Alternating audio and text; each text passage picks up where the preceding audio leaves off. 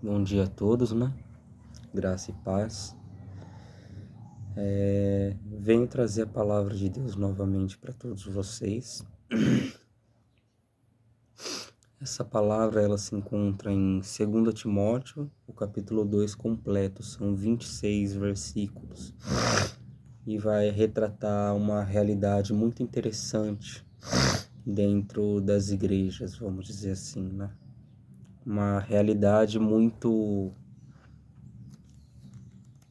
eu não vou dizer pesada, por assim dizer, né? Mas é uma realidade verídica, só que não é tão bem aceita entre as pessoas, porque a maioria dos homens, eles não admitem que pode haver corrupção dentro dos templos religiosos.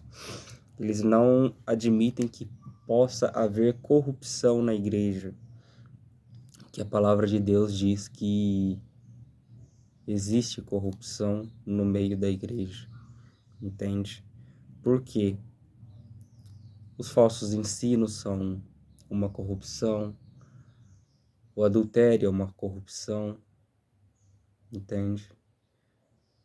Tanto que havia na igreja de Corinto, se não me engano, uma pessoa que estava dormindo com a própria mulher do pai, entendeu? Então, na própria palavra de Deus, você vê esses escândalos acontecendo na igreja primitiva, entende? Um tempo após a existência da igreja primitiva, você começa a ver esses escândalos surgindo. É fato, alguns desses escândalos eram falsas acusações, mas os outros eram verídicos, entende? Vamos lá. Diz o seguinte, né? Tu, pois, filho meu, fortifica-te na graça que está em Cristo Jesus. E o que de minha parte ouviste, através de muitas testemunhas, isto mesmo transmite a homens fiéis e também idôneos para instruir a outros. Então, Paulo está fazendo um apelo aqui. As palavras que ele pregou por meio do Espírito Santo a nós devemos transmitir a homens que estejam aptos, que estejam preparados para levar essa mensagem adiante, para que outros vivam essa mensagem. Aqui ele está incentivando o discipulado. Muitos falam, ide pelo mundo e pregar o evangelho, quem crê e for batizado será salvo, porém quem não crê será condenado, né? Ok. Só que esquece também que logo após esses versículos ele diz, ide por todo mundo, pregar o evangelho, quem crê e for batizado será salvo, quem não crê será condenado. Mas também fala em fazer discípulos, entende? O discipulado não é algo que pertence exclusivamente aos pastores, entende? E líderes religiosos. Não é algo exclusivo deles, entende? Porque o ensino da sã doutrina, os membros, querendo ou não, membros de muitas denominações, eles se colocam para baixo. Às vezes o membro tem mais conhecimento que o próprio pastor. E ele não tem a oportunidade de discipular, entendeu? Sendo que é completamente o oposto. O discipulado, o que é? É o que Cristo fez com os apóstolos. Ele chamou os 12 para caminhar e andar com ele durante toda a peregrinação dele na terra. Então, durante todo o tempo, você vai ter o seu discípulo ao seu lado e você vai mostrar para ele as marcas do evangelho. Você vai sofrer pelo evangelho, ele vai ver você carregando as marcas do evangelho, você levando o evangelho para as pessoas, você vivendo na sua casa o evangelho, a maneira que você trata as pessoas. E ao olhar, ao observar isso, o discípulo, ele se encarrega de ser como uma criança. Tudo que ele olha, tudo que ele vê, tudo que ele consegue enxergar em você, ele absorve, é como se fosse uma esponja. Ele vai absorvendo toda aquela água, vai absorvendo, vai guardando para si mesmo. Até chegar o momento em que ele esteja apto a esmagar essa esponja e derramar a outra. É como se fôssemos várias esponjas, vamos dizer assim, né? Quando chega no ápice em que a esponja está cheia, não há mais como se encher, vamos dizer assim, entre aspas, né? Porque o conhecimento de Deus é infinito. Mas quando essa esponja está pronta para viver o evangelho, que é o discípulo, aí Deus pode sim esmagar essa esponja e jorrar a água que está nela para que caia em outra esponja, que é outra pessoa, outra alma que será discipulada. Compreende? Então, o que acontece? Nós transmitimos conhecimento uns aos outros, mas Paulo diz: é melhor que você transmita o conhecimento para quem vai levar adiante este conhecimento, do que você transmitindo esse conhecimento e a pessoa reter. A pessoa, às vezes, nem dá bola para esse conhecimento. Às vezes, a pessoa nem quer viver esse conhecimento. Ela está ali por estar. É melhor você transmitir a palavra de Deus a quem estará apto a levá-la, porque essa é a promessa. Se a gente viver uma vida piedosa, aqueles que querem viver uma vida piedosa sofrerão perseguições. Compreende? Então, devemos entregar a pessoas aptas a aceitar essas perseguições em suas vidas. Compreende? Aqui, ó. Participa dos meus sofrimentos como bom soldado de Jesus Cristo.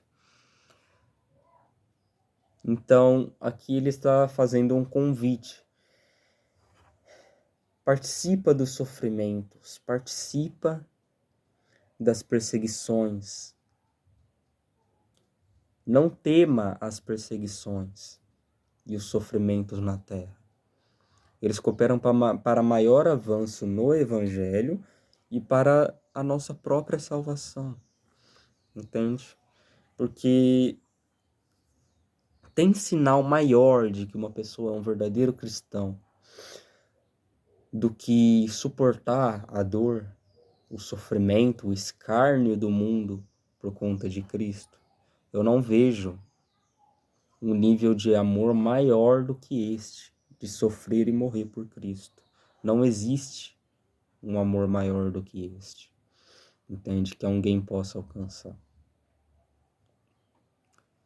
Ele diz também o seguinte, ó, nenhum soldado em serviço se envolve em negócios dessa vida, porque o seu objetivo é satisfazer aquele que o arregimentou. O que ele está querendo dizer? Ele está usando o exemplo do soldado. O soldado, quando ele é arregimentado, quando ele é alistado, ele tem que se desprender das coisas do mundo. Ele não vai mais trabalhar, ele não vai mais ter vida social, entre aspas, né? Ele não vai ter a sua esposa, o seu filho, entende, por perto. Ele vai estar ali, preso àquilo, preso ao exército. Ele estará servindo ao exército. Então, ele está comparando a missão dos crentes como um exército de pessoas levantadas por Deus para pregar o evangelho, para sofrer pelo evangelho, para viver o evangelho, para derramar suor, lágrimas e sangue pelo evangelho. Uma vez que o evangelho também diz que nós não temos resistido a Satanás, ao diabo, à tentação, até derramar sangue. Mas chegará uma hora em que ou derramaremos sangue por Deus, o nosso sangue por Deus, ou nós permaneceremos como estamos. Entende? Ou nós permaneceremos livrando a nossa pele até o fim, entende? Aqui, ó, igualmente o atleta não é coroado se não lutar segundo as normas, segundo as regras, né? Então, o atleta aqui, ele está se referindo ao cristão, à figura do cristão. O atleta, para ele ganhar uma medalha, ganhar o tesouro dele, ele precisa seguir as regras. Quais regras são essas? A palavra de Deus é a regra. A palavra de Deus é o modelo a ser seguido. Ele não pode ser coroado, nós não podemos ser coroados com a coroa da vida eterna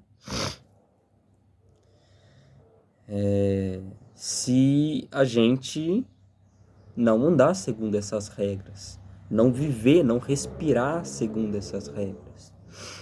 Compreende? Aqui, ó. O lavrador que trabalha deve ser o primeiro a participar dos frutos. Em outras traduções está escrito: o trabalhador que se esforça tende a ser o primeiro a participar dos frutos, né? E aqui ele está falando que o esforço do cristão ele não é em vão, que trabalhar por Cristo, sofrer por Cristo, levar as marcas de Cristo no corpo, nunca é em vão. Um acidente pensa no seguinte, um acidente de trabalho. Digo isso porque eu passei por isso na pele, eu acabei me machucando em serviço, né? Um acidente de trabalho é uma dor que a gente não espera, vem de imediato, entendeu? Então, o que acontece? Essa dor é sem propósito. Tudo que é sem propósito na nossa vida não nos traz um sentido, não nos traz uma esperança para continuar. Compreende? Mas já sofrer pelo Evangelho tem muitos e muitos propósitos envolvidos nisso. O primeiro e maior deles, a salvação da nossa alma. O primeiro e maior deles, a salvação da nossa alma. O segundo e maior, coopera para o avanço do Evangelho, inspira a fé dos demais a viver por Cristo, inspira aquele fogo que está quase se apagando no coração do homem, a se acender como uma tocha, se acender como uma coluna de fogo que chega ao trono de Deus. Compreende? Então, aquele coração que está fraco na fé, aquele coração que está pequeno na fé, que está quase para desistir, aquele coração que não quer desistir, mas está à beira de um colapso. A vivência desse evangelho de carregar as marcas no corpo acende aquela chama de novo, acende aquele fogo do evangelho no coração do homem. Então, sofrer por Cristo tem um propósito. Se não fosse pelo propósito de nos salvar, Cristo não teria morrido na cruz. Se as dores que ele estivesse sofrendo fossem sem propósito,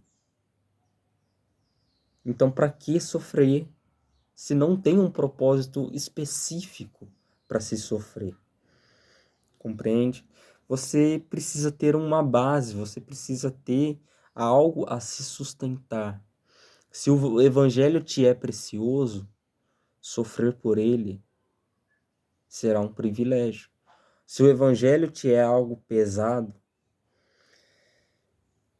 para ti será um fardo sofrer para Cristo. Não é um fardo que Cristo quer impor. O carregar a cruz representou o maior exemplo de amor e justiça que Cristo revelou para nós. Compreende? Daí diz o seguinte aqui também, ó. Pondera o que acabo de dizer, porque o Senhor te dará compreensão em todas as coisas. Outras palavras, aceite essas palavras que Paulo está dizendo. É isso que ele está querendo dizer. Aceite, receba-as no teu coração. E o Senhor, ele te dará a capacidade de entender todas as coisas que é falado na palavra dele. Só que se você orar sem fé, como espera receber algo de Deus? Se você orar na certeza de que você não vai saber interpretar a palavra de Deus, então por que ora? Melhor seria que não orasse. O que eu estou querendo dizer é o seguinte: você tem que focar na palavra de Deus. A oração, ela é uma prova da nossa insistência. A oração é uma prova da nossa perseverança para com Deus. Porque quando nós oramos, esperamos receber algo de Deus e oramos constantemente, isso nos leva a perseverar e a continuar crendo que Deus vai realizar. Ora, Abraão teve que crer durante 25 anos que Isaac viria. A Escritura diz que ele teve que crer na esperança contra a própria esperança natural do homem. Porque a esperança natural era limitada, ele teve que superar a esperança que ele tinha e fazer a fé dele, a certeza de que Deus o ouviria, que Deus atenderia a promessa dele na vida de Abraão. Abraão, crendo, ele teve que crer durante 25 anos, lutando com dúvidas. E você vê os reflexos dessa dúvida quando ele teve Ismael com Agar, né? Que era uma escrava.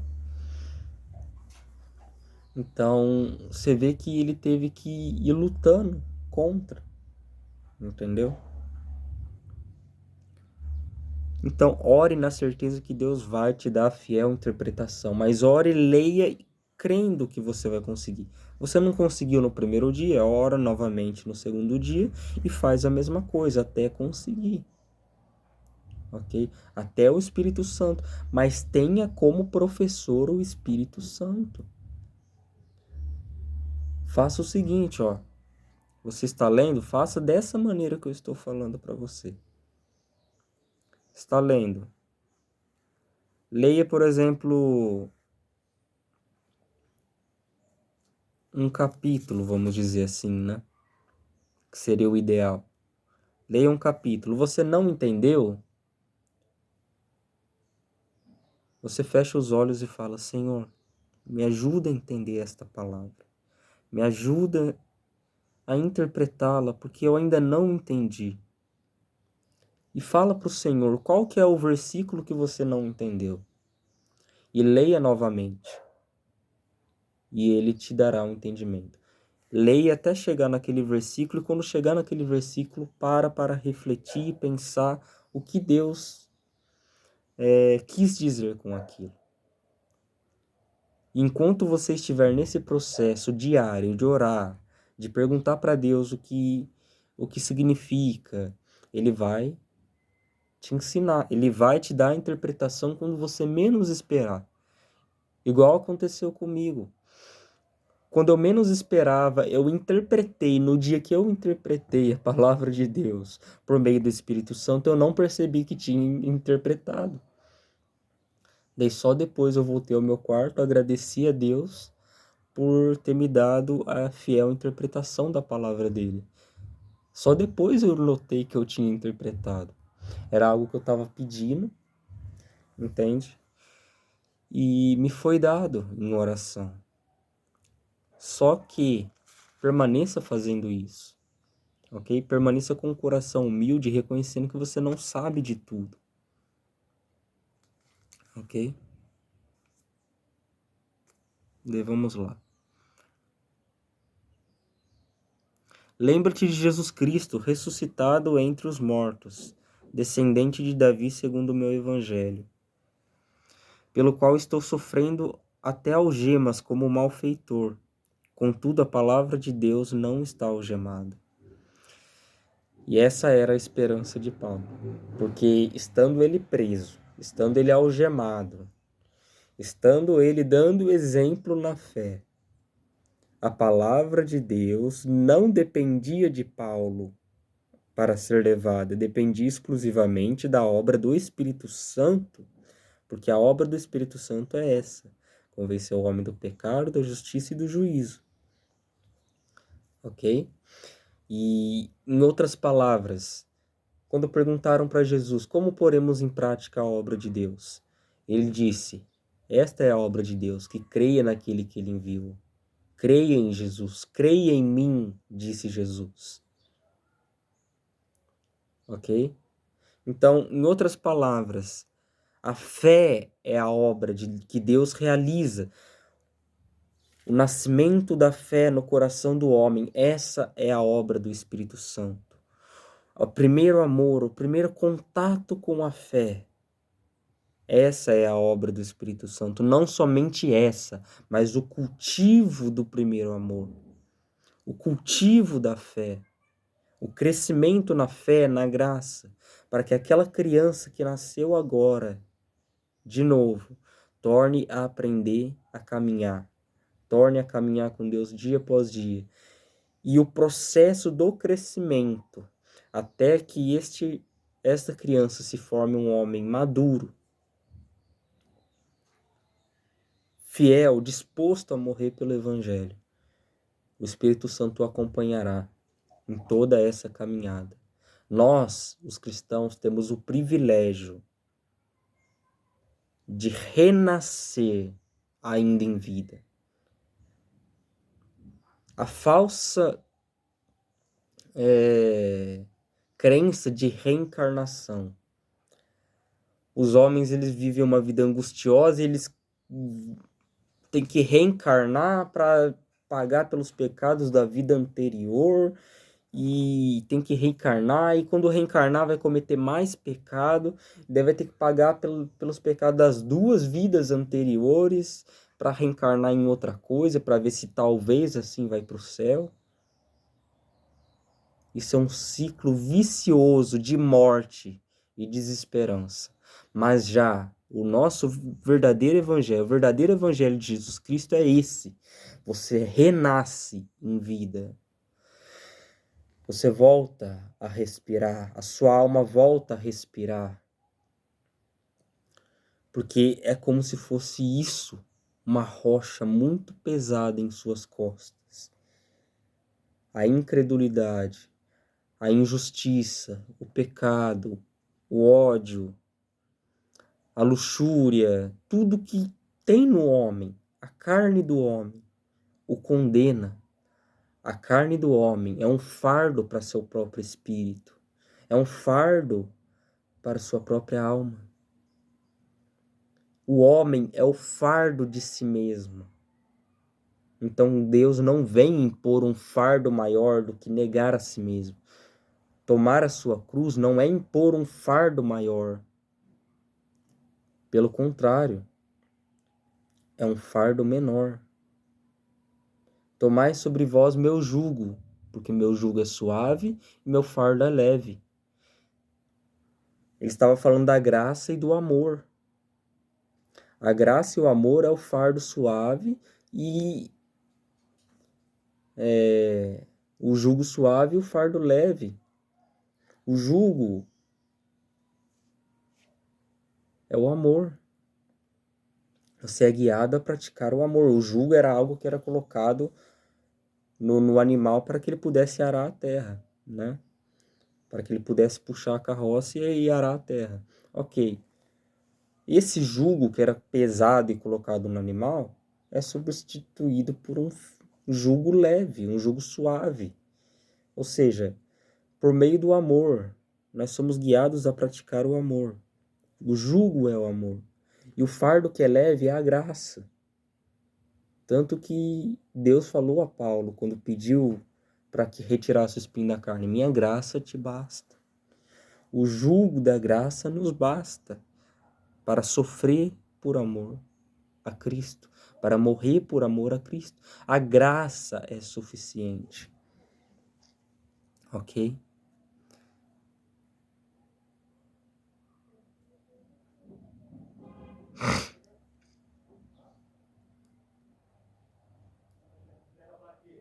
Por essa razão, tudo suporto por causa dos eleitos, para que também eles obtenham a salvação que está em Cristo Jesus com eterna glória.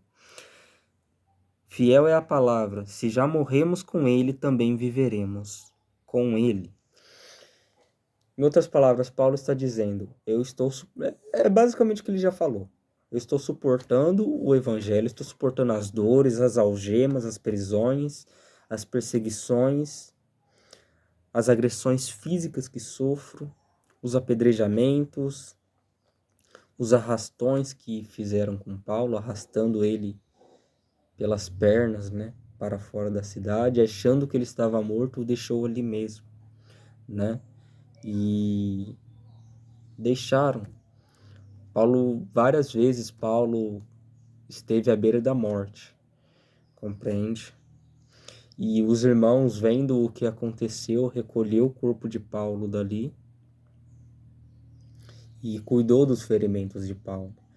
Em outras palavras, esses irmãos também que recolheram Paulo cooperaram para maior avanço do evangelho, uma vez que Paulo ficaria ali até ser morto, se alguém não cuidasse dele. Compreende? Então, irmãos, cuidem uns dos outros, amem uns aos outros, ok? Porque se Paulo tivesse ficado ali, ele morreria. Seria a última mensagem que ele teria pregado. Mas Deus cooperou para que fosse tocado o coração daqueles irmãos para que pegasse Paulo e cuidasse de Paulo, ok? Daí diz o seguinte, a palavra de Deus é fiel. Se já morremos com ele, também viveremos com ele. Ele não está falando que vamos morrer com ele, ele está falando que já morremos com ele naquela cruz. Se você não se enxergar crucificado com Deus, se você não se enxergar na cruz com Cristo, você ainda não estará apto para sofrer pelo Evangelho. Não desista do caminho ainda, ok? Não desista porque você ainda não está pronto para morrer. Clame a Deus e Ele vai te preparar para isso. Mas permaneça no caminho. Aquele que ser fiel, aquele que perseverar até o fim será salvo, diz as Escrituras. Persevere em oração até o fim. Persevere na prática do bem até o fim. Persevere nas perseguições até o fim. Ok? Persevere. Então também viveremos com Ele, também teremos vida eterna com Ele, se sofrermos e morrermos com Ele naquela cruz. E se isso tiver reflexo na nossa vida atual, no corpo, também alcançaremos a salvação após a morte. Se perseverarmos com Ele, reinaremos. Ou seja, se perseverarmos juntamente com Ele reinaremos. Se o negarmos, Ele, por sua vez, nos negará, como está escrito. Aquele que me negar na terra, será negado no céu. Aquele que me negar perante essa geração adúltera e incrédula, disse Jesus, eu o negarei. Quando vier na glória de meu Pai, com meus santos anjos, eu o negarei no céu. Eu o negarei. Então, está correto o que Paulo disse aqui. Se o negarmos, ele, por sua vez, nos negará. Apartai-vos de mim, porque não vos conheço. Não é isso que ele disse na sua palavra? Não é apartai-vos de mim? Então, se o negarmos na terra, será negado o nosso direito de entrar no céu. Não teremos acesso ao paraíso.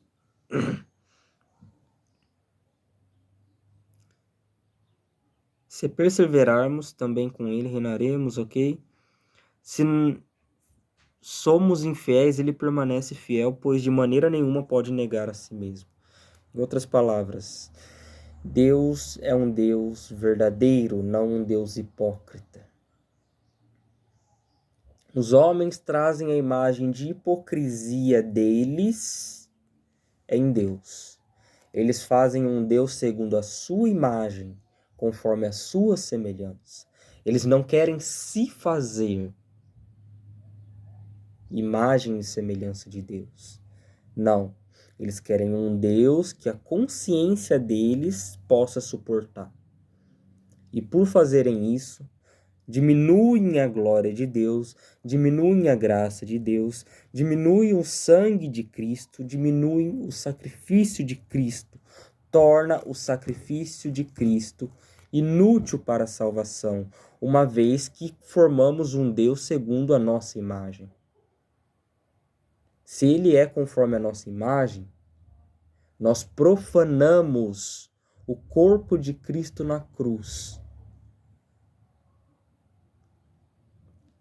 Porque fazer isso é cometer tal blasfêmia. Lembre-se que tem blasfêmia que é perdoada. A blasfêmia contra o Filho é perdoada, mas tem um limite para se blasfemar. Até contra o Filho de Deus tem esse limite. E essa geração não tem conhecido esses limites. Quando escarnece de Cristo em suas festas, né? Que eu chamo aquilo mais de um ritual satânico, aquilo ali.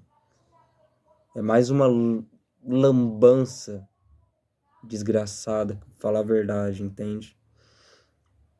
Peço que me perdoem por esse linguajar, mas é porque é algo que irrita. A injustiça é algo que irrita tanto a ímpios quanto a justos.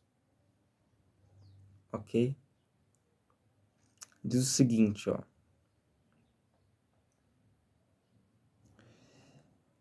Pois de maneira nenhuma pode negar a si mesmo. Então não venha achando que... E ao fazer isso, por que eu falei disso? Nós formamos um Deus segundo a imagem e semelhança. Justamente por isso, porque Deus não pode negar a si mesmo, está escrito aqui. Então, se em algum ponto dessa palavra toda Deus estivesse negando, não é a palavra que está errada, é você quem está interpretando segundo a carne. Ok? Esta palavra, Deus não se contradiz, ele é verdadeiro e justo. Há leis no Velho Testamento que não são aplicáveis hoje em dia. Então não venha querer condenar Deus. Não venha querer falar do que você não sabe. Não venha formar um Deus segundo a sua imagem e querer impor nos outros isso. Como fazem os homossexuais, como fazem as lésbicas, como fazem os ateus, como fazem os hipócritas, como fazem os falsos profetas, os falsos crentes. Não venha querer impor um Jesus Cristo formado à imagem e semelhança de homens, porque eu não vou aceitá-lo. Se você quer impor um Cristo segundo a sua imagem em mim, e se eu não aceitar, eu sou intolerante, problema é seu. Problema é seu. Eu não vou aceitar um Cristo rebaixado à imagem de homens.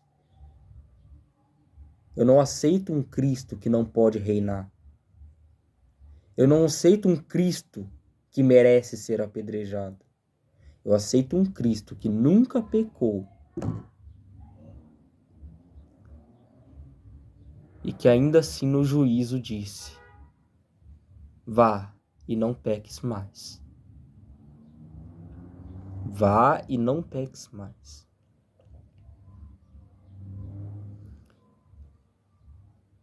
Ele perguntou para a mulher adulta: onde estão os seus acusadores? Alguém te condenou? Ela disse: não. Ele disse: eu tampouco te condeno. Vá e não peques mais. Em outras palavras, tem uma palavra que ele diz nos evangelhos para outra pessoa, mas que pode se aplicar a ela também. Vá e não peques mais, para que não te aconteça coisa pior. Poderia acontecer coisa pior com ela se ela pecasse novamente naquela mesma transgressão. Ok? Então, seguindo aqui, ele vai falar das falsas doutrinas e os falsos crentes e em como corrigi-los. Ok? Então é algo muito importante. Diz o seguinte.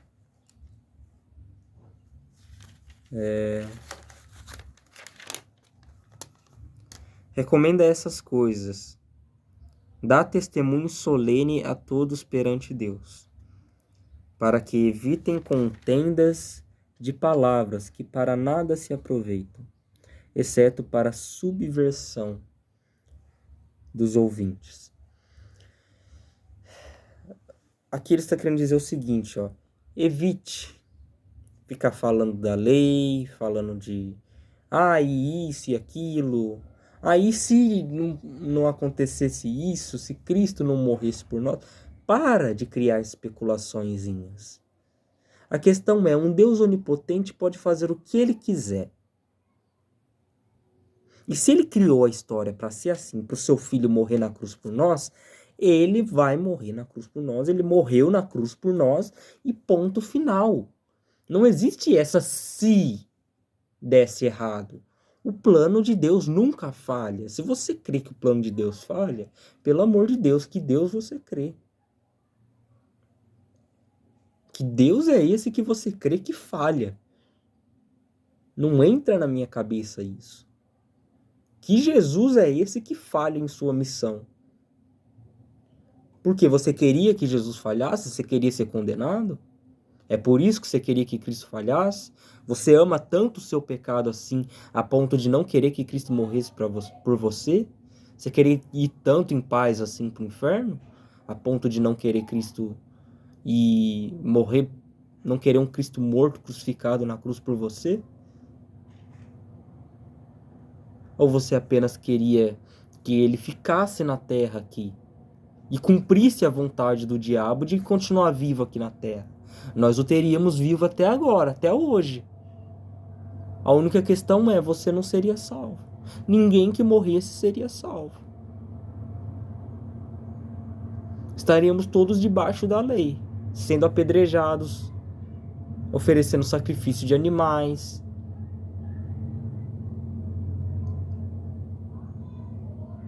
Tá entendendo? É o que eu tô falando pra você aqui.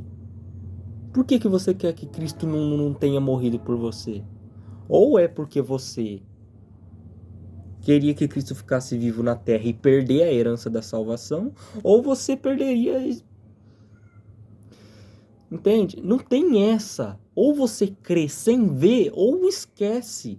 A gente não vai ver mais um dos dias do Filho do Homem. Cristo falou para os discípulos que andaram com ele: chegará o dia que vocês desejarão andar comigo novamente na terra, e não poderão ter mais esse privilégio. Porque ele falou: vou voltar só para julgar as nações. Vai voltar só para julgar as nações. Não vai ter mais essa de caminhar com Deus. Se falar, tem alguém aqui, ó, ele se diz ser o Cristo, esquece.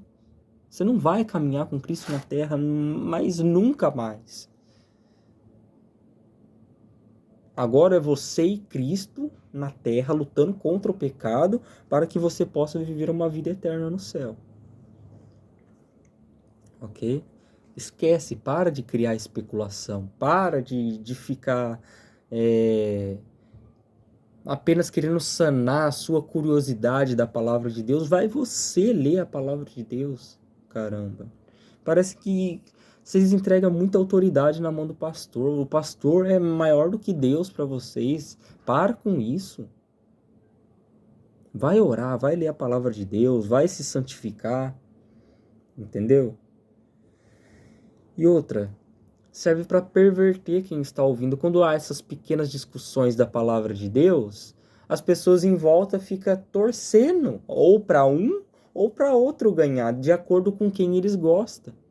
E acaba que as pessoas fazem divisão, entram em pecado de ter facções dentro da igreja. E que facções são essas? Não estou falando de facção criminosa, mas eu estou falando, a igreja fica dividida, o corpo fica dividido, não sabe em que acreditar, se em um ou em outro. Gera contenda, gera divisão no corpo. Só que ao mesmo tempo, as pessoas devem reconhecer quando estão erradas, porque quando está duas pessoas brigando, uma está certa e a outra está errada, e a que está errada não reconhece o erro, vai acabar que as pessoas vão achar que, entende, a pessoa que está certa é a errada. Vai começar a achar que a pessoa que está ali tentando evitar uma heresia naquele meio, vai começar a achar que aquela pessoa é uma pessoa contenciosa, aquela pessoa que só contende, só causa briga, só causa divisão. Quem leva má fama é a verdade, a mentira sai ilesa. Compreende? Por isso, sejam sensatos, não ajam segundo o que vocês veem, não fiquem julgando segundo a vista, mas julguem segundo a reta justiça. O reto juízo é o que diz a palavra de Deus. Ok? Aqui, ó. Procura apresentar-te a Deus aprovado como obreiro que não tem do que se envergonhar, que maneja bem a palavra da verdade. Maneje bem a palavra da verdade e procura se apresentar diante de Deus, né? Aprovado diante de Deus. Não somente provado, mas aprovado diante de Deus. Seja aquele tipo de pessoa que dá o exemplo, que vive esse exemplo em sua carne, que vive esse exemplo em sua vida. Em sua carne que eu estou falando é o corpo físico, ok? Não vai achar que eu estou dando liberdade para você pecar. Não vem falar coisa que eu não falei, ok? Que maneja bem, que não tem nada de se envergonhar. Eu te pergunto, tem pessoas aqui que podem falar, eu estou vivendo uma vida que eu não tenho nada a me envergonhar. Tem pessoas que podem dizer isso dentro da igreja? Não tem. Muito difícil achar. Ok? Porém, o joio permanecerá sendo joio até o final.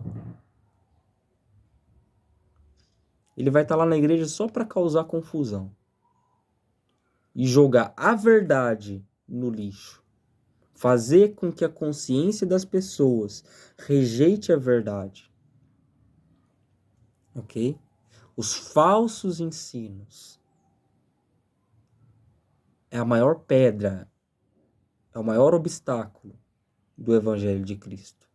Por isso que se deve combater. Você fala, mas não tem nada a ver, tanta coisa importante para falar. Coisa importante para falar, meu amigo.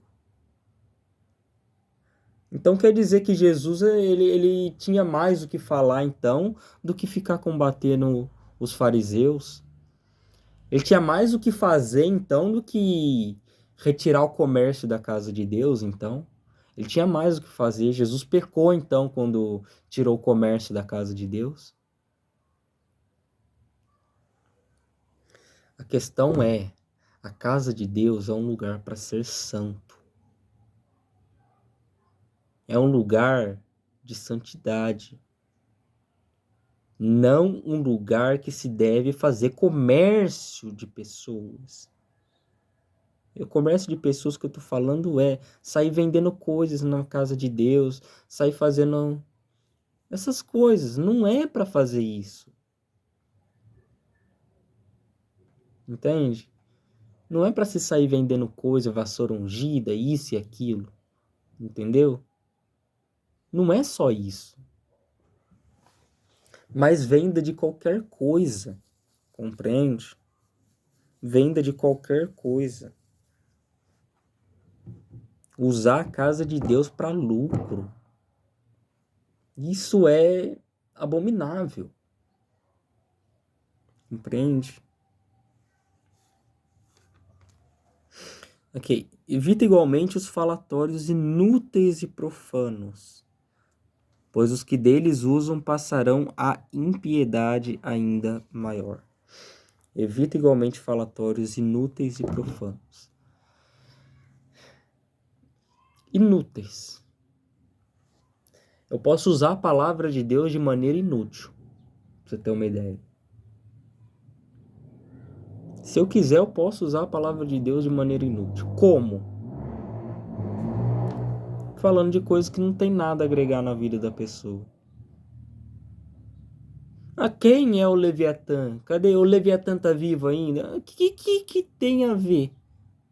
O que muda na minha vida saber se o Leviatã tá na Terra ou não ainda? Se é sentido figurado ou não? O que muda na minha vida saber?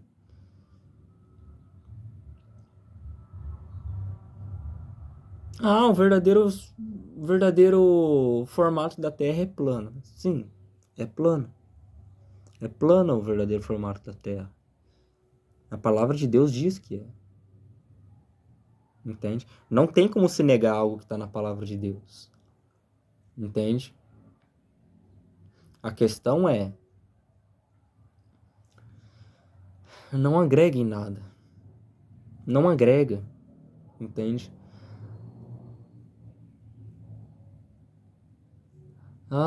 Por exemplo, quem é o anticristo? Ok, quem é o anticristo? Tá. A questão é, não agrega em nada saber quem é o anticristo. O que vai mudar na minha fé? Vai fortalecer minha fé saber quem é o anticristo? Vai fortalecer a minha fé saber quem é o Leviatã, se o Leviatã está vivo? Vai saber fortalecer a minha fé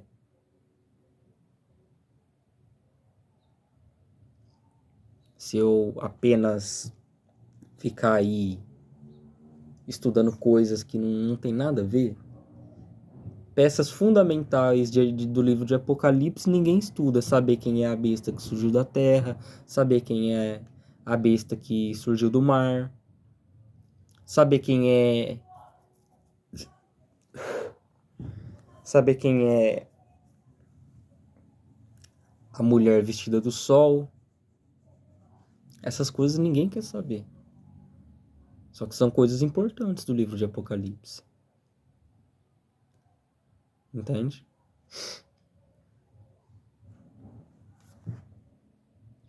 Aqui, ó.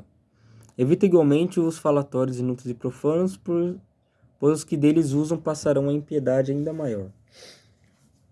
Esse foi o exemplo de falatórios inúteis. Os profanos, falatórios profanos, são aqueles que distorcem a palavra de Deus. É profanar o que é santo. Você torna algo que é para ser santo, pecador. Entendeu?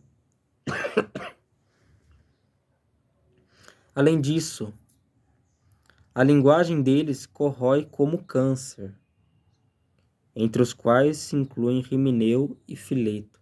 A linguagem deles corrói como câncer. Como corrói como câncer? Ele vai explicar aqui embaixo. Estes se desviaram da verdade, asseverando que a ressurreição dos mortos já se realizou e estão pervertendo a fé de alguns.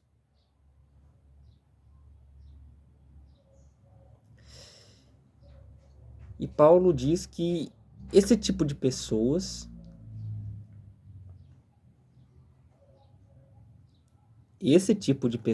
está pervertendo a fé dos outros e irão para um buraco maior. Irão para uma impiedade ainda maior, para um pecado ainda maior. Porque estão distorcendo a palavra de Deus e vai distorcendo, vai se tornando comum, cada vez mais comum no coração da pessoa a distorção da palavra de Deus. Chega um ponto que quando não há mais arrependimento, a pessoa fica totalmente entregue à apostasia. Porque quando a fé ela começa a perder o seu valor, quando a fé, o amor, a graça, a justiça de Deus começa a ser rebaixada, ela perde a utilidade. Daí tudo que resta é desesperança mesmo, entende? Por isso que alguns estavam se entregando a essa desesperança. Por causa de um falso ensino. E não venha dizer que isso é pouca coisa. Ok? Entretanto, o firme fundamento de Deus permanece, tendo este selo: o Senhor conhece os que lhe pertencem. O Senhor sabe quem é dele e quem não é. E mais, aparte-se da injustiça todo aquele que confessa o nome do Senhor. E a palavra de Deus que diz que todo pecado é injustiça. Entende? Aí vai, ó. Aparta-se da injustiça, né? Todo aquele que confessa o nome do Senhor Jesus. Se você confessa, se você fala de Jesus, confessar o nome de Jesus é isso, é você pregar o Evangelho. Pregar o Evangelho é confessar o nome de Jesus. Todo aquele que prega, ou seja, aquele que me negar na terra será negado no céu. O que me confessar na terra será confessado por mim no céu. Eu direi, entrai no reino preparado para vós. Vinde, benditos do meu Pai, entrai no reino preparado para vós desde a fundação do mundo. Mas agora, o que negar na terra será negado no céu. Apartai-vos de mim, malditos, diz a palavra, para o fogo eterno preparado para o diabo e seus anjos. Em outra palavra, eu não os conheço. Entendeu?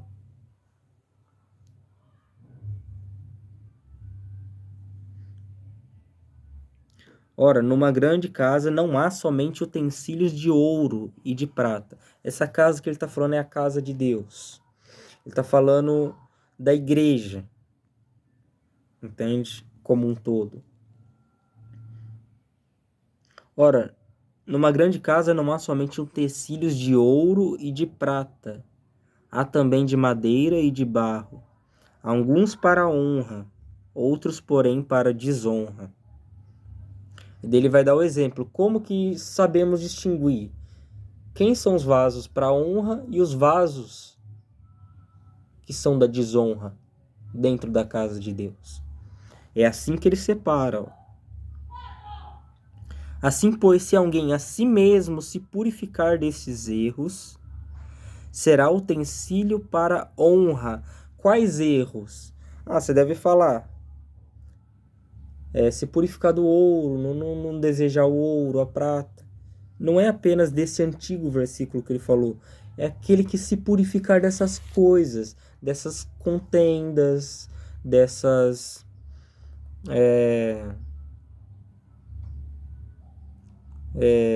falatórios inúteis e profanos, dessas distorções da palavra, se purificar dessas distorções da palavra de Deus, entende? Se purificar da injustiça, porque ele falou, aparta-se da injustiça todo aquele que invoca o nome do Senhor, entende?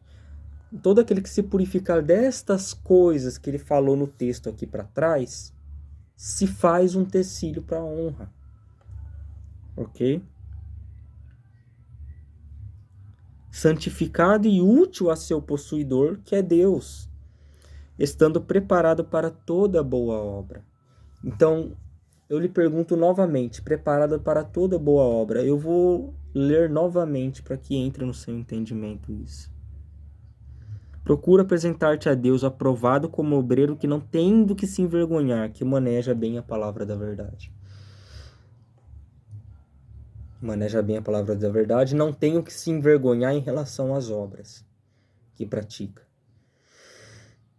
Em outras palavras, fazendo isso, vocês vão se purificar desses erros, dessas injustiças, mas para isso precisam manejar a palavra da verdade. Manejar bem a palavra da verdade, para que o seu pensamento não se confunda e leve muitos outros a se confundir juntamente com você. Porque essa é uma confusão que Satanás quer colocar na nossa mente. É a loucura que ele quer trazer de volta da Torre de Babel, mas que é construída aqui, ó, a Torre de Babel. A Torre da confusão é construída na mente do homem. Só quem pode destruir essa torre é Deus. Assim, pois, se alguém a si mesmo se purificar desses erros, será utensílio para a honra, santificado e útil para seu possuidor, estando preparado para toda boa obra. Foge, porém, das paixões da mocidade. Segue a justiça, a fé, o amor e a paz, com os que de coração puro invocam o nome do Senhor. Segue o amor, a fé, a paz, com que os de coração puro invocam o nome do Senhor. Então, foge dos desejos da carne. foge das paixões carnais e procura se apresentar santificado diante de Deus. E repele as questões insensatas, lança fora essas questões loucas, vamos dizer assim, ficar ouvindo fábulas de pessoas, fábulas e contos judaicos. Mas o corpo de Adão era cheio de escamas, cheio de espinhos. Isso é misticismo, não está na palavra de Deus. Não é algo importante saber como que era o corpo de Adão. Pelo amor de Deus, não era algo importante. Entende? Não é algo importante saber dessas coisas. São uns detalhezinhos que, pelo amor de Deus, não agreguem nada no evangelho, na salvação.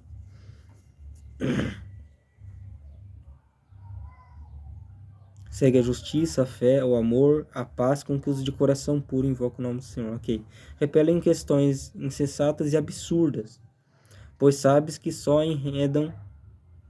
engendram contendas, né? O que ele está querendo dizer aqui?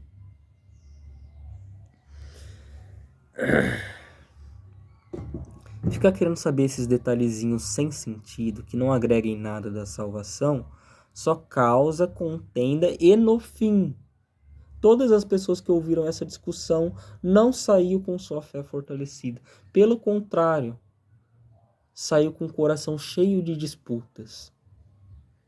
É como se estivessem armando um ringue para que duas pessoas briguem e as pessoas ali torcendo por quem eles acham que vai ganhar. É como se fosse um irmão dando um soco na cara do outro, um batendo no outro no meio do ringue, e os outros, em vez de separar a briga, é como se estivesse lá, torcendo. Espiritualmente é isso. É como se estivesse se alegrando. Porque a pessoa que vê... Eu vou falar a verdade, isso por experiência própria. Ok? Você vê um debate entre um cristão e o ateu. O que você pensa? Eu quero que esse cristão humilhe esse ateu. Eu quero ver esse ateu humilhado. Eu quero ver ele arrastado no chão. Não é assim? Vai falar que não é assim? Agora, e quando é duas pessoas de Deus que estão discutindo sobre a palavra de Deus na igreja? Coisas inúteis. As pessoas fazem da mesma forma. Eu quero que o pastor ele humilhe aquele cara ali, ó. Quero ver ele ali arrastado no chão, nos pés, ó. Beijando o pé do pastor ali, ó. Não é assim? Ou quando é outro irmão, aquele pastor ali, eu quero ver ele humilhado. Ele gosta de se exibir, não gosta? Então eu quero ver ele humilhado também. É isso que passa no coração do homem quando vê essas contendas. Então vamos evitar esse tipo de porcaria. Porque usamos a palavra de Deus como lixo quando fizemos isso. Nós jogamos toda ela no lixo quando fazemos isso. Ok?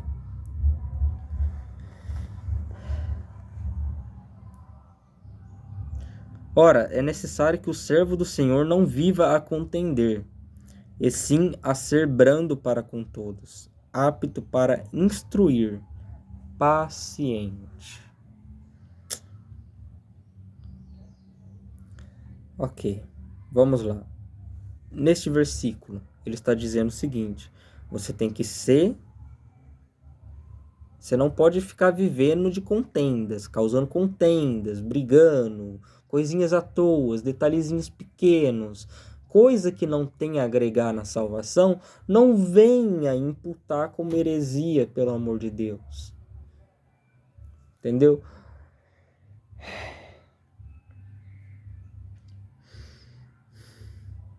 Porque você vai querer pensar estar fazendo algo bom e vai gerar uma confusão ainda maior. Que confusão maior? O desejo do coração do homem, cara. Aquele desejo, como posso dizer? Aquele sadismo. Aquela vontade de gostar de ver o outro humilhado. Aquele prazer de ver o outro humilhado, de rir da desgraça alheia. Você vai incentivar um pecado ainda maior. Se não é coisa que não tem a agregar, não fique discutindo, meu Deus do céu.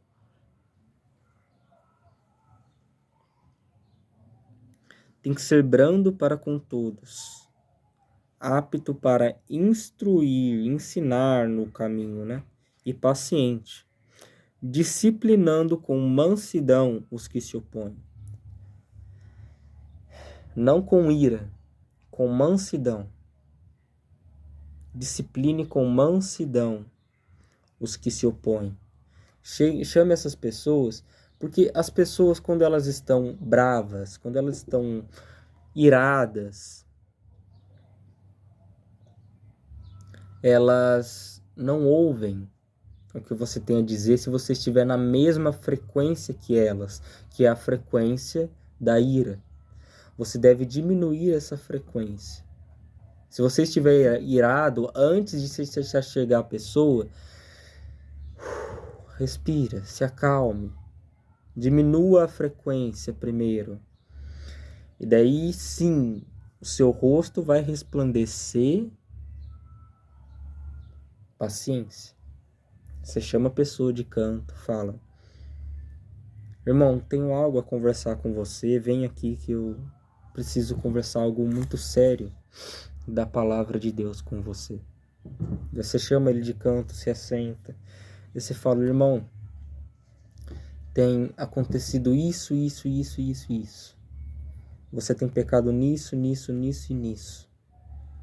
Estou te exortando como irmão, para que você possa trilhar juntamente comigo o caminho da salvação.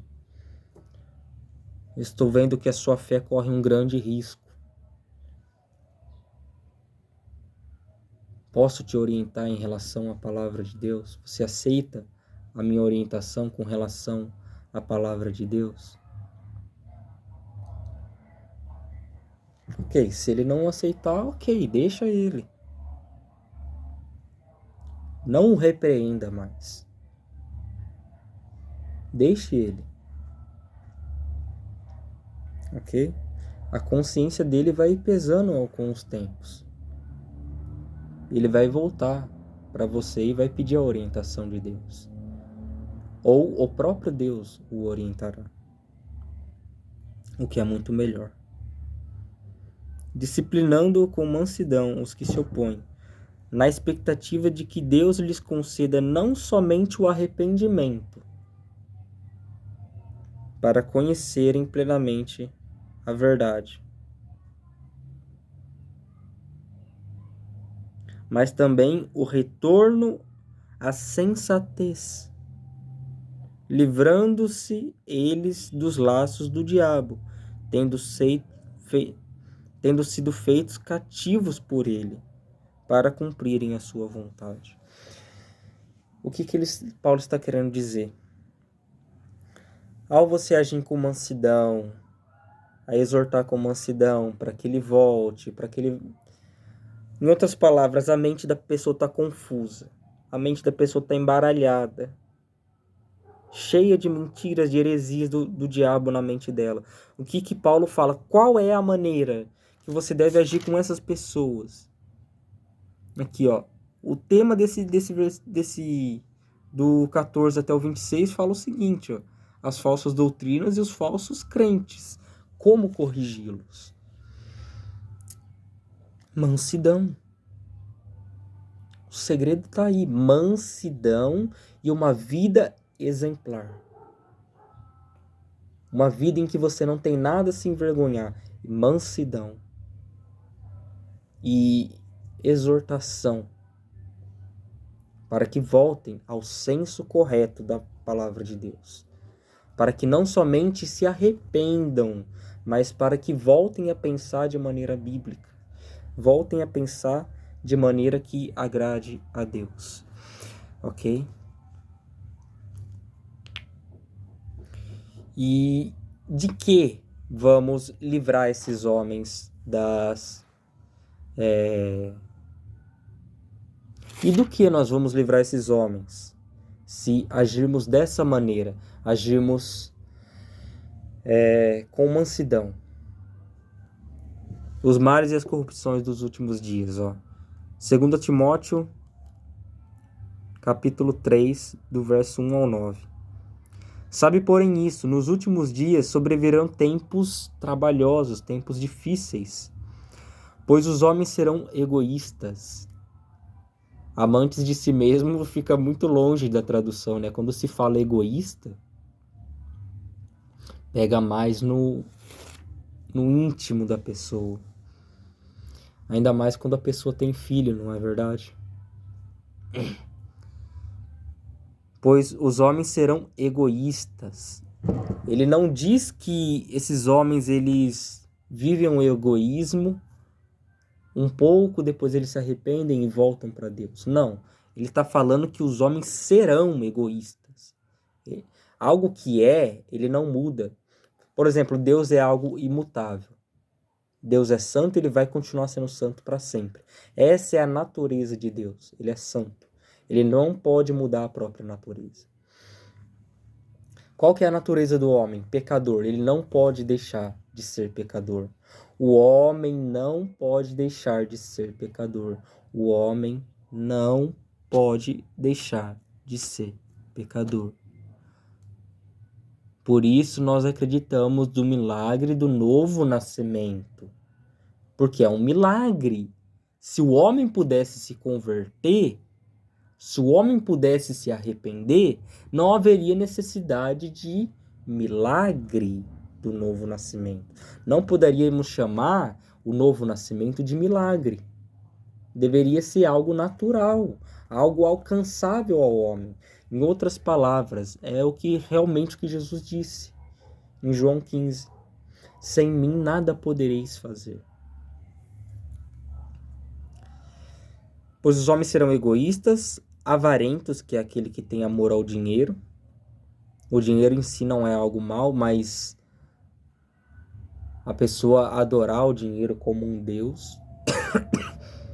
Geralmente quando a pessoa adora o dinheiro como Deus, nem ela mesma percebe isso. Há pobres que são avarentos. Olha, para você ter uma noção disso. Não tem... Vamos falar a verdade. A gente já não tem porcaria nenhuma. Ainda o pouco que tem a gente quer segurar para não ajudar o próximo. Não é isso que diz a palavra, ser fiel no pouco e no muito te colocarei? Não é no dízimo que ele está falando, não, meu Deus do céu. Não é apenas o dízimo, meu Deus do céu. Seja fiel em ajudar a fazer a obra, porque a obra de Deus também depende de que você despenda do seu dinheiro para alimentar pessoas necessitadas. Entende? E olha o que diz a palavra de Deus, isso é algo maravilhoso. A cultura de Israel é algo maravilhoso. A cultura que Deus deu a Israel é maravilhosa. Eu me arrepio todas as vezes que eu leio isso. Se tiver um pobre necessitado de pão e leite e água, pão e água, e necessitado do alimento cotidiano na nação de Israel, sabe o que o próprio Deus diz? Você deve acolher essa pessoa como um irmão.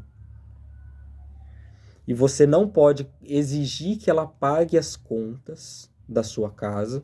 Você não pode exigir juros dessa pessoa se você der dinheiro a ela. Você deve dar dinheiro. Você não pode emprestar dinheiro para ela te devolver depois. Pelo contrário, você deve ajudar essa pessoa até que ela saia dessa condição. Você deve, se possível, se você tiver um campo, você deve dar o serviço a ela. Ok? Ele morará contigo como um irmão. Olha que coisa maravilhosa a palavra de Deus diz. Isso é um exemplo para quem são avarentos, para as pessoas avarentas de dentro da igreja. Esse é o maior exemplo de como devemos amar o nosso próximo. Aquela pessoa que está na rua, que ninguém dá nada para ela, você deve acolher para dentro de sua casa. E nessa cultura, eles priorizam a segurança da pessoa. Então, enquanto está dentro da casa sua, você é responsável pela segurança física da pessoa, por defender a pessoa, caso alguém invada a sua casa. Entende? Por isso que Ló começou a oferecer suas filhas para que não fizessem nada com aqueles homens que na verdade eram anjos. E Ló não sabia disso, que eram anjos. Isso que quer dizer a Escritura, que alguns praticando a hospitalidade sem saber receberam anjos em sua casa. Você imagina que privilégio seria receber anjos em sua casa? É algo que a gente tem que praticar, irmãos. É algo que a gente tem que viver essa palavra. Entende? A igreja tem que se unir para isso. Tirar aquela pessoa da situação de rua e trazer ela de volta à sociedade. Tem algo mais valoroso que isso, trazer aquela pessoa que está ali na rua, nas drogas, na bebida, não somente restaurar ela da droga e da bebida, mas fazer ela voltar à sociedade, voltar a ser enxergado como pessoa, porque as pessoas passam, vêm e não veem como pessoas.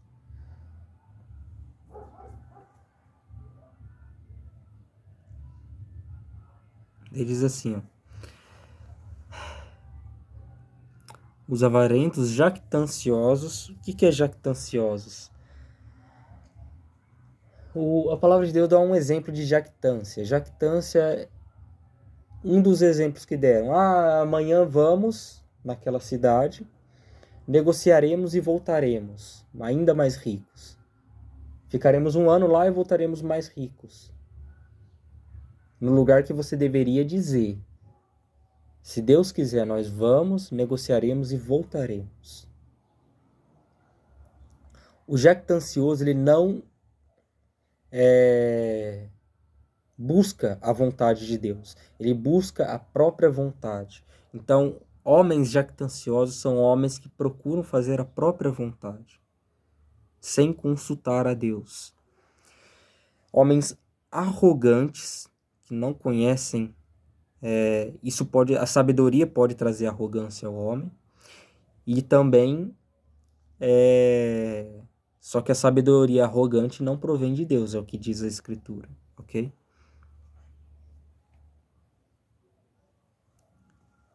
Blasfemadores, que temos, não é de se imaginar, não é de se espantar mais, né? Porque no carnaval, tudo que a gente já viu tudo que eles fazem por aí, tá claro, eles são blasfemadores. Desobediente aos pais, não precisa nem entrar nessa questão, as pessoas nem só desobedecem aos pais e mães, como querem até matar pais e mães, né? Ingratos.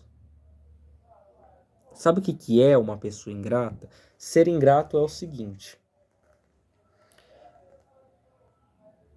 eu não reconheço quando estou errado.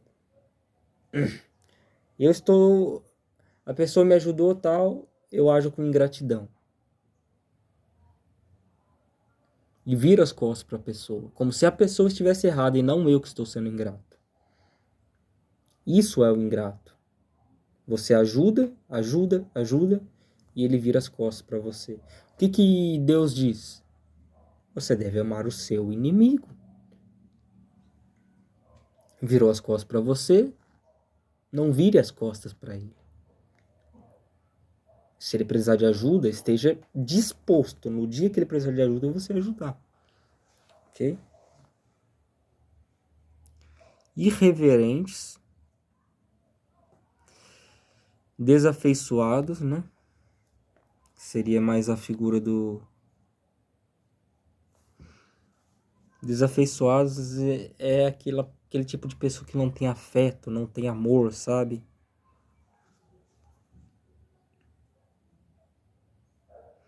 Implacáveis, isso obviamente em fazer o mal, né? Caluniadores, ou seja, eles inventam coisas de você, eles fazem falsa calúnia, eles caluniam você,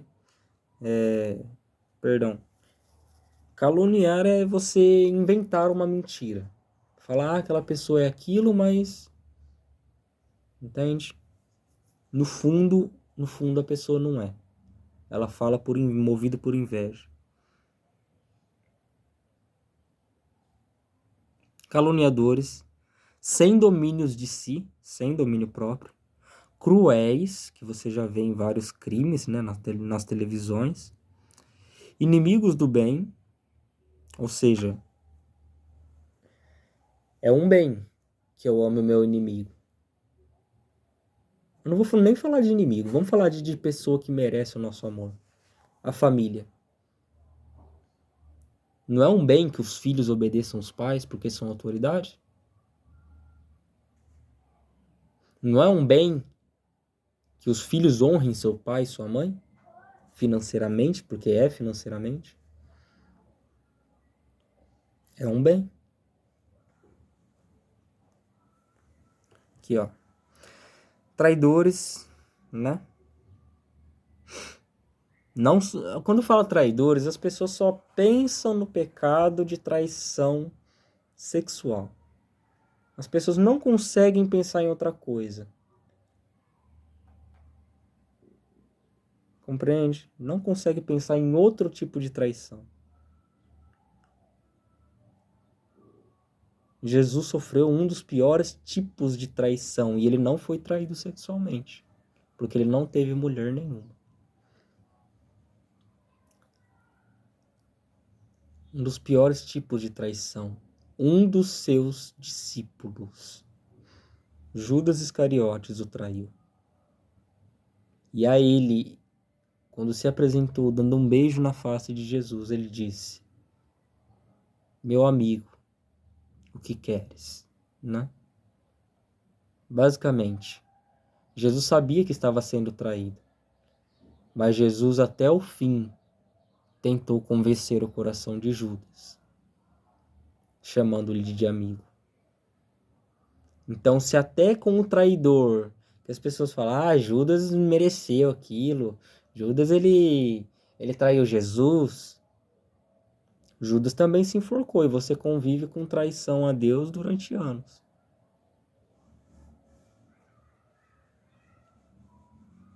Entendeu? Não lhe pesa nem o coração para você se matar. Não estou incentivando você a fazer isso, tá? Pelo amor de Deus, não vai achar que eu estou incentivando você a se matar, não. Eu estou falando o seguinte: Judas era uma promessa das Escrituras de que ele trairia o Cristo e morreria pela traição que fez. Judas é um sinal claro de que negar a Cristo traz grandes consequências. Judas ficou um sinal para nós hoje, que nós podemos estar no meio da igreja e entregar um irmão para ser morto. Qual que foi o fim de Judas? A morte. O nosso também será a morte se negarmos e entregarmos o outro irmão. O que diz as Escrituras? Aquele que odeia seu irmão é um homicida, é um assassino. Então, se você odeia seu irmão porque ele diz a verdade para você, é quase que 100% de certeza. Tá nos 99% de certeza de que você vai entregar ele para ser morto quando vier a perseguição. É 100% de certeza que você entrega. Se você não se converter, se você não amar as palavras que seu irmão fala, considerando que não é a palavra dele, mas de Deus, pelo amor de Deus, você vai entregar ele e vai ser condenado. Você vai se tornar um assassino que você nunca quis ser.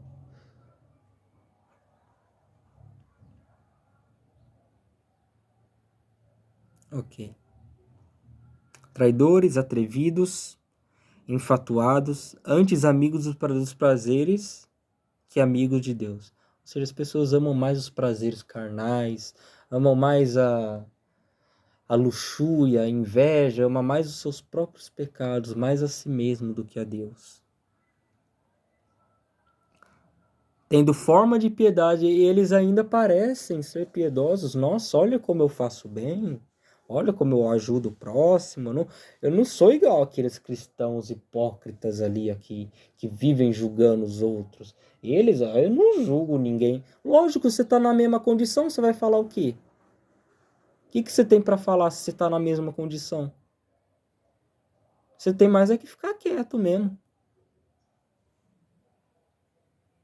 Você tem mais que se colocar no seu lugar e ficar quieto mesmo, porque se você tá na mesma situação que a pessoa, não tem como você fazer um juízo hipócrita. A Bíblia condena um juízo hipócrita. Então, você que tá no mundo aí, que se acha bom e diz que não é igual aos cristãos, que julga, lógico. Você não está nem apto para poder julgar. Nós cristãos julgamos o que nós sabemos. Nós julgamos não buscando fazer nossa vontade, mas a vontade de Deus. O homem que busca fazer a sua vontade no juízo peca.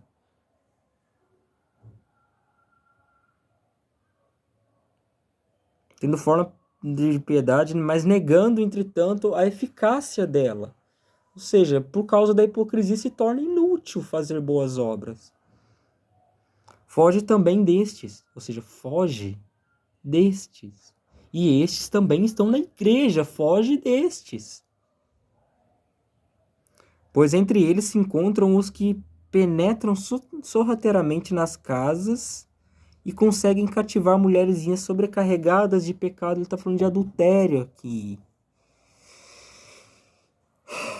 Homens adúlteros aqui.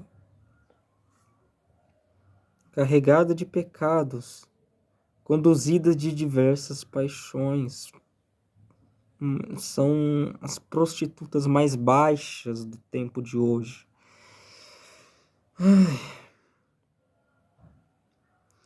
Que aprendem sempre, eles sempre sabem, sempre estão aprendendo a palavra de Deus.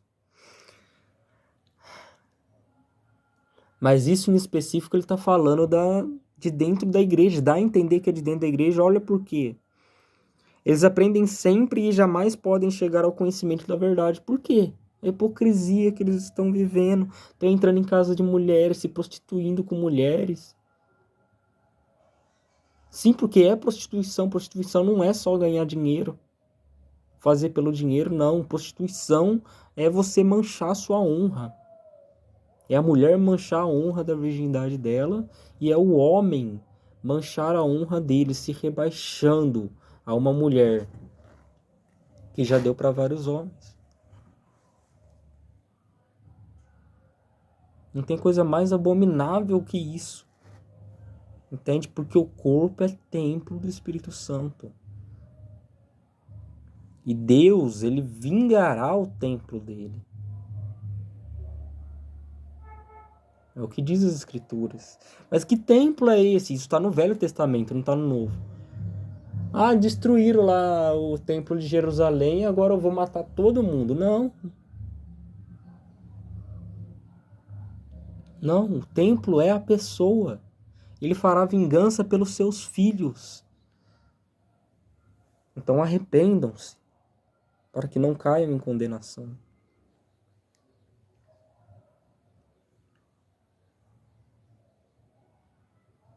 E do modo por que Janes e Jambres resistiram a Moisés, também estes resistem à verdade. São homens de todo corrompido na mente, ou seja, totalmente corruptos, reprobos quanto à fé, ou seja, eles se reprovam, a fé deles é reprovável. Eles, todavia, no entanto, não irão avante, porque a sua insensatez será a todos evidente, como também aconteceu àqueles. Ou seja, esses homens, eles podem tentar esconder, vai escondendo dentro da igreja, adulterando, vai escondendo. O que você conhece de igreja que os irmãos já sabem do adultério um dos outros? O que você conhece de igreja disso? Talvez você já tenha pisado em alguma igreja assim. Eu ainda não. Mas talvez você já tenha pisado em uma igreja assim. Sabe esses irmãozinhos que fazem isso? Foge deles. Não fica eu vou sair da igreja por causa disso. Lógico que você tem que ir procurar a melhor igreja para você congregar. A melhor, a que mais dá o exemplo. Mas até nessas igrejas tem defeito. Você vai sair delas? Por conta disso?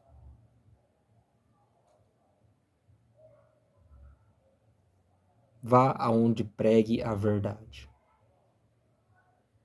Ah, mas como eu sei se está pregando a verdade ou não? Simples. Tá te deixando bravo? Tá te deixando ansioso? Tá te deixando preocupado com o seu pecado? Tá te deixando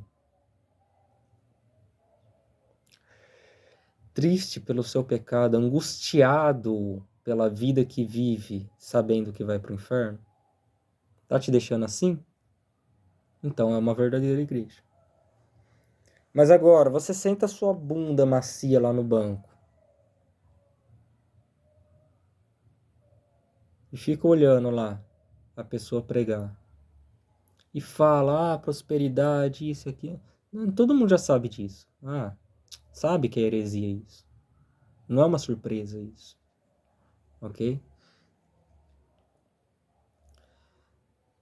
Daí você senta lá, fica jogado na cadeira lá. E a pessoa vai falando, vai falando, vai falando, vai falando, vai falando. Daí você fala, eu sou um vencedor. Eu vou conseguir riqueza. Eu vou conseguir um casamento abençoado. Sendo que o que você precisa não é de um casamento abençoado nem riqueza. O que você precisa é de arrependimento. Cadê o arrependimento? Cadê a culpa enchendo o seu coração? Não tem. Simplesmente não tem. Porque encher o coração de um pecador de culpa não traz dinheiro para a igreja. Porque encher o coração de um pecador de culpa não lota a igreja. As pessoas querem lotar a igreja. Olha quantas almas eu trouxe aqui, todas pro inferno.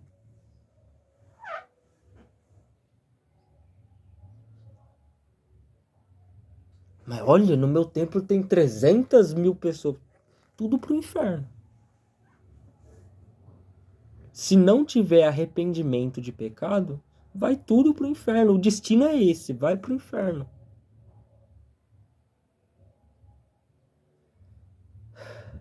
Se Deus não tiver misericórdia e resgatar ao menos uma de lá, vai tudo pro inferno mesmo. Porque está escrito, eu terei misericórdia de quem quiser ter misericórdia. De quem quiser entregar a dureza de coração, eu entrego.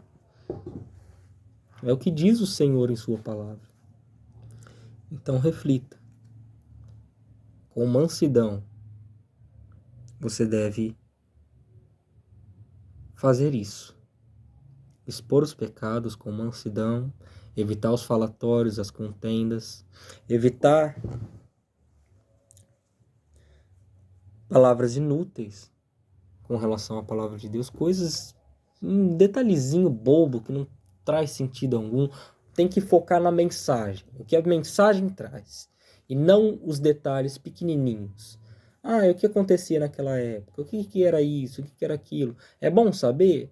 É bom, mas de tanto pregar esses detalhezinhos, é impossível que ninguém não conheça esses detalhes. Entendeu? Então, é basicamente isso, ok? A graça e paz. Evita os falatórios. Exponha as heresias. Porém, exponha de maneira inteligente. Não venha expor a heresia de tal modo que venha criar contenda na igreja. Ok? O ideal é chegar na raiz do coração do herege e convertê-lo.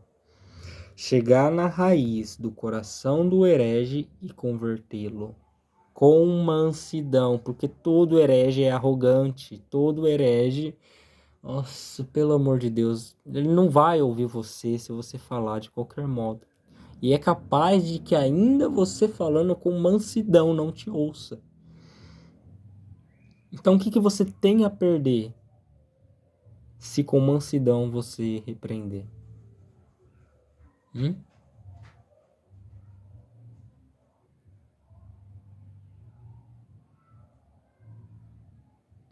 Ok?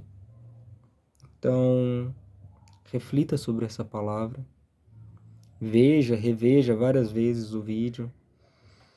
Salva o vídeo, entende? Compartilha, porque assim mais pessoas vão poder ouvir da palavra de Deus, ok? Sabe que não sou eu falando, entende essa mensagem, mas é o Espírito Santo.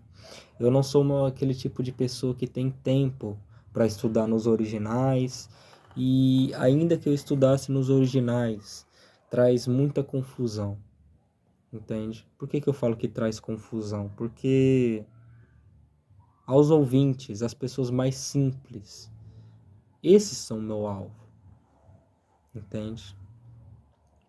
As pessoas que não entendem, eu sou o tipo de pessoa que tem o conhecimento do seguinte: na igreja tem os de conhecimento avançado, tem os de conhecimento mediano e tem os de conhecimento baixo. E abaixo deles tem os que nada sabem. Como que você vai administrar a palavra de Deus para que esses 4 níveis de pessoas entendam a palavra de Deus? Com simplicidade. Você não pode ficar buscando, o termo no original é isso, e daí vai indo, vai indo, vai indo, vai indo. Como que eu vou ensinar aquele que não entende nada da palavra de Deus? Se eu não tentar, por meio da ministração do Evangelho, por meio da simplicidade, usando o nosso próprio português mesmo, para a pessoa entender. Porque a pessoa que não entende do original, não entende da Bíblia, a pessoa que nunca leu a Bíblia, é difícil você ensinar ela se você apenas ficar focando em original. No original é isso, tá? Porque quando no tempo que eu tô falando, o original é isso, explicando a palavra no original, a pessoa já esquece o que foi dito antes. E até eu começar da introdução novamente, aí complica. Por isso que eu uso o próprio português mesmo e vou explicando algumas partes. Antes de pular para a próxima, eu já deixo explicado, bem explicado a anterior.